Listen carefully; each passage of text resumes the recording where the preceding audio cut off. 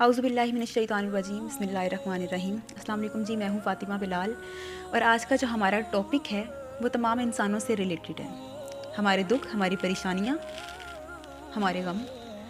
جیسے انسان اور سانس کا رشتہ ہے، ویسے ہی غموں سے ہمارا رشتہ ہے، اور شاید ساری زندگی یہ رہے گا۔ جب تک انسان میں سانس باقی ہے تب تک اس کے ساتھ غم، دکھ، پریشانیاں چلتی رہیں گی۔ لیکن اگر کسی کو کوئی پریشانی آ جائے، اس میں یہ سوچ لینا کہ ہماری زندگی ختم ہو گئی، تو وہی وہ وقت ہے جو آپ کی زندگی کی شروعات ہے۔ جہاں آپ کو لگے کہ آپ کی زندگی ختم ہو گئی ہے، وہاں سے آپ کی زندگی شروع ہوتی ہے۔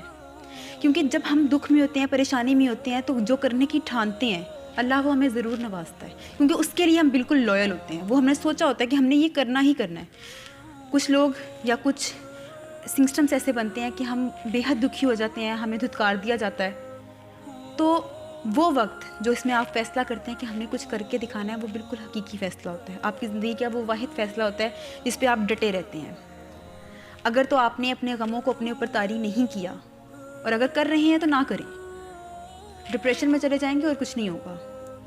لوگ آپ پہ ترس کھائیں گے، ہمدردی سمیٹنے کی کوشش کریں گے اگر آپ، تو آگے سے آپ کو صرف الفاظ مل جائیں گے، بٹ فکر نہ کریں، سب کچھ ٹھیک ہو جائے گا۔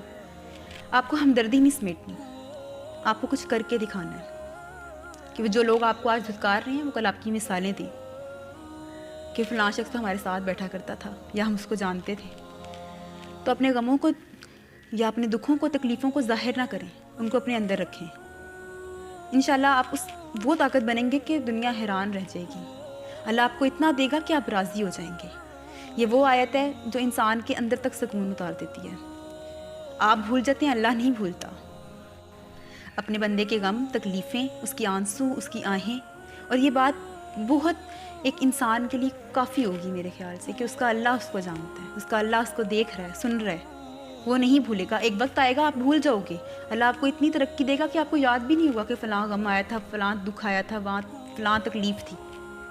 لیکن اللہ یاد رکھتا ہے جو آپ کو پریشانی یا دکھ پہنچا رہے ہوتے ہیں، ان کو بھی اور آپ کو بھی، کہ آپ کن حالات سے گزرے۔ اسی لیے لوگوں کے سامنے اپنی پریشانیاں نہ رکھیں، یہ صرف اللہ کو بتائیں کہ آپ کتنے پریشان ہیں۔ وہ آپ سے نہیں ہو رہا، آپ کے اللہ سے تو ہو سکتا ہے۔ اگر آپ کے پاس رب ہے تو پھر آپ کے پاس سب ہے۔ پریشان وہ ہوتا ہے، دکھ وہ کرتا ہے جس کے پاس کچھ نہیں ہوتا، اور کچھ میرے یہ ہوتا ہے کہ اس کے پاس اللہ ہی نہ ہو، اس کے پاس رب نہ ہو۔ آپ کے پاس تو تمام جہانوں کا بادشاہ ہے، وہ تو صرف ایک کن کہتا ہے اور ہو جاتا ہے۔ تو پھر یقین کیجئے، اپنے پہ یقین رکھیے اور اللہ پہ یقین رکھیے۔ اپنے پہ بھی یقین ٹوٹ جاتا ہے ایک دن، آپ کو لگتا ہے کہ آپ کچھ نہیں ہیں، لیکن جس خالق نے آپ کو پیدا کیا ہے وہ سب کچھ ہے۔